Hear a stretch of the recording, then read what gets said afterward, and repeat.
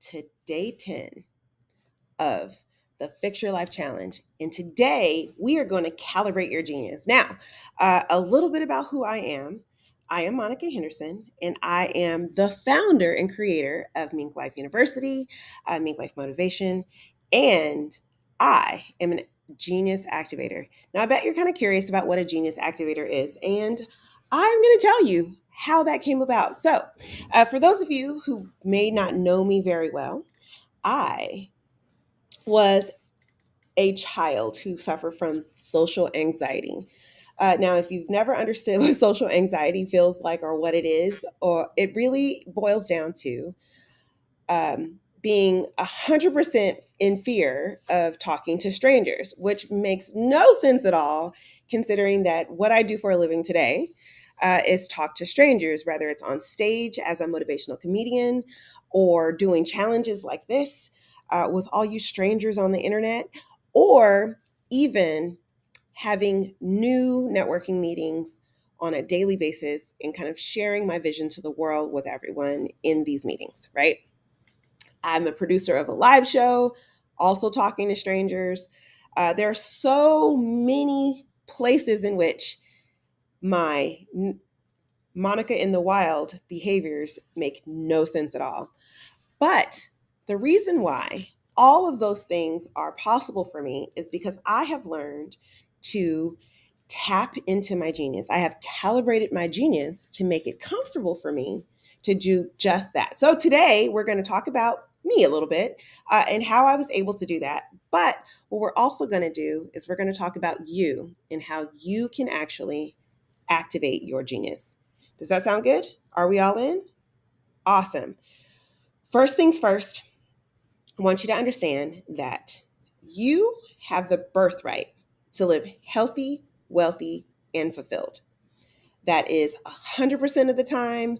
No one has to give you that. No one has to empower you to feel that way. You already have it. It already exists inside of you, right?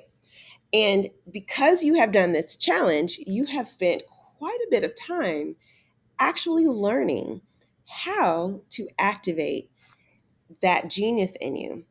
And I know that seems weird because you're like, wait a minute, I thought you were going to teach us how to do that. But I am. Hold on. Slow your roll. Let me just tell you. How we're going to do that is understanding that you have 6 key roles that you live in on a daily basis. And you may have been told some lies about who you are that make living in those 6 key roles kind of suck. Yep, it's true.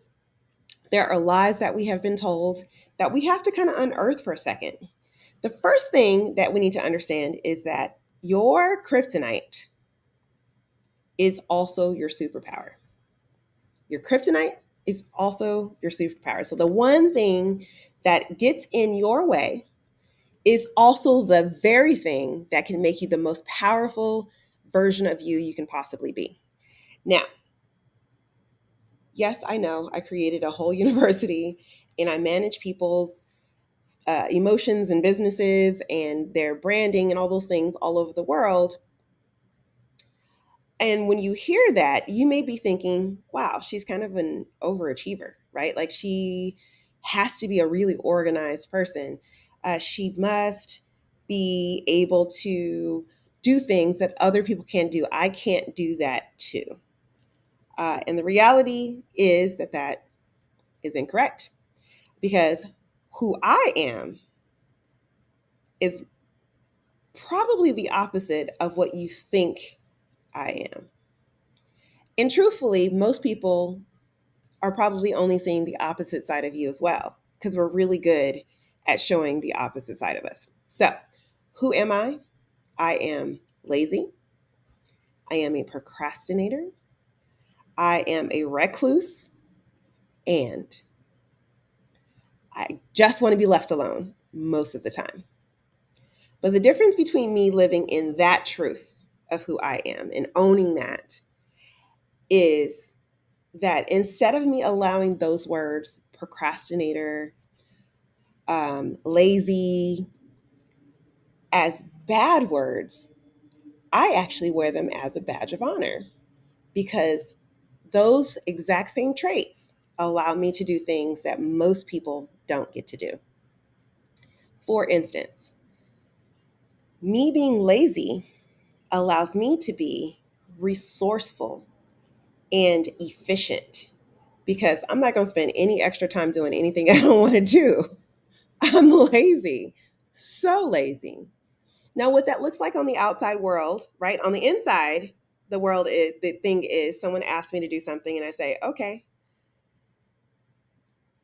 do I have to do this, right? So I ask myself, is this something that is really required for me to do? Or is this something that someone just would like for me to do? And once I decide whether or not it's something that I'm required to do or it's something that I actually want to do, then I proceed with an answer of whether or not I can do it. And if it's something that I want to do, then I say yes. If it's something that I'm required to do, then I ask why. Why am I required to do this? What is the intention behind this requirement? And then from there, I meet the basic requirement of that in my actions. What that looks like is you're asked to give a presentation to a client. I don't know about you, but I hate selling. I do not at all want to sit there and sell in a presentation to a client. Selling sucks. It's not my favorite thing to do. So, do I want to do this? The answer is no. Am I required to do it? Well, if I kind of want to eat, yes, your girl has got to have this sales presentation.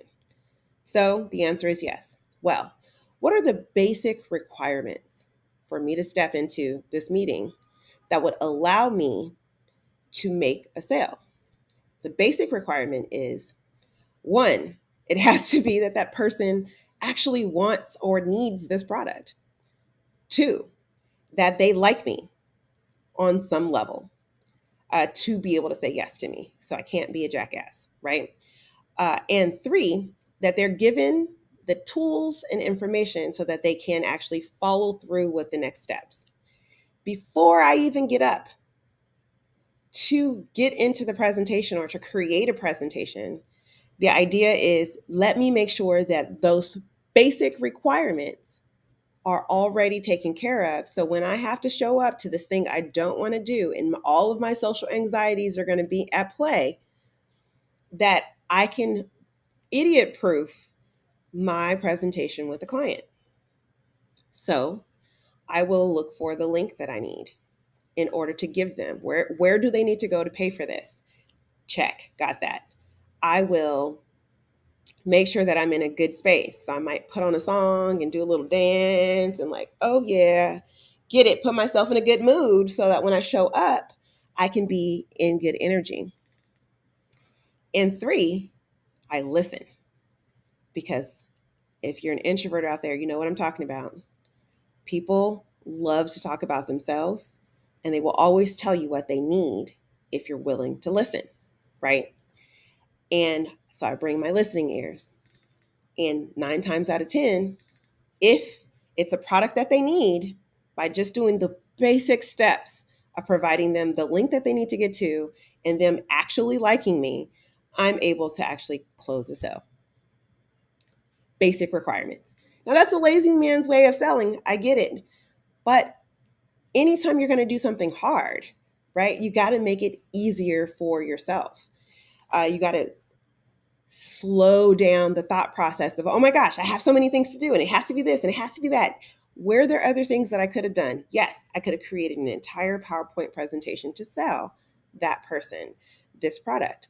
I could have also collated and sent several emails to this person ahead of time of like, this is what we're going to talk about. Here's the agenda and all the other stuff. But I am lazy. That's too much work. And anytime I think too much work, I think I don't want to do it. And what comes next after I don't want to do something, then I start to procrastinate, which is also one of my superpowers, right? So then I'll wait to the last minute, and then I give myself no choice but to do the bare basics, which is why I'm saying sometimes your superpowers can be your kryptonite. So let's take my superpower of being lazy and review what that would look like on the other side if I weren't activating my genius with it. On the opposite side of that, activating my genius in it, not activating my genius in it. If I'm lazy, I'll just lean into the lazy. Like, I don't want to do this. I don't think I'm going to do this. It's too hard. And I just won't do anything. I might think about it for a while. I might torture myself for a while, but ultimately, I'm not going to do it. So, the moral of the story is when you are tapping into your genius about your kryptonite or your superpower, you have to really identify that, like, what is, when things go right with that superpower, what could it look like, right? When things go right, when I'm lazy, I actually get more efficient. I actually think through the process before I take any steps. So I'm not doing multiple steps over and over again or having to change things too much.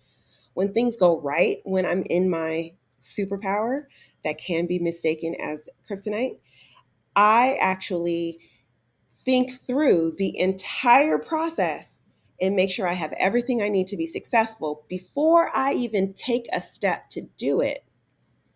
And that allows me to have a better existence. When things go wrong in that, I get all in my head. I start thinking about what outcomes could happen if I don't hurry up and do this. I might even start getting a little self-abusive with my self-talk, right? Saying like, "Oh, you're so lazy. You just need to get up off the couch and do something." I might have a full dialogue with myself about how I'm not good enough to do it in the first place. And all of that analysis will create paralysis and make me not do anything at all. And I may not show up for that event, or I may cancel it because I don't feel good, or let the anxiety get the best of me. What happens when you calibrate your genius, it's not about knowing everything about everything else. It really comes down to really understanding who you are. And when we started this entire journey of this 10 days, it was about you and how you needed to show up for yourself. What goals were you going to create? What ways were you going to align your lifestyle and your self care and your mindset and your even how you eat with your pantry? In this challenge, we were even looking at how you could look at money differently or how you feel about money differently. We looked at how maybe your social life could support you or change things for you. Also, we looked at maybe how you nurture people, places, and things you love in order to be in support of your life. But ultimately, when it comes down to any of this, you have to understand what you want. So, my question to you today is, what do you want for your life? Remember when I was the substitute a couple of days ago? We talked about a just statement. And it really boils down to that just statement in every aspect of your life. In order to calibrate your genius, you need to understand exactly what you want in all 6 key roles of your life. You need to understand who you are as your own individual person with nobody else in mind, just who you are and what you want for yourself. I just want to feel comfortable in my skin, or I just want to be able to walk around confident and vibrant. Whatever your just statement is, I want you to write that down. So take a second, take a deep breath in, go, I just want, and continue to write the finished statement of that. I just want for myself. And when you think about your romantic partnership and how you engage with someone who's in support of you, your self-esteem, how you're able to connect to that other creative being on the other side. What do you want there? So you're going to take a deep breath in and exhale. I just want, what do you want? And finish that statement for your romantic partnership. And when you are thinking about what you want for your lifestyle, inhale, exhale. I just want for your lifestyle.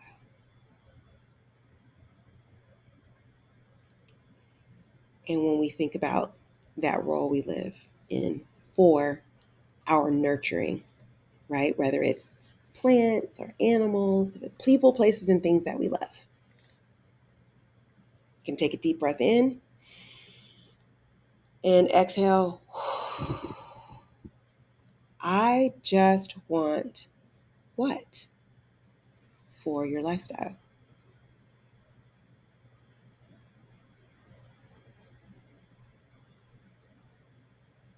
Very good. Next, well, actually, that was nurturing.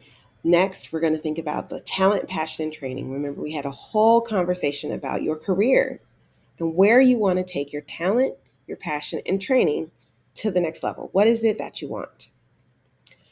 I just want what? Very good. Deep breath in and out. What do you want for your tribe?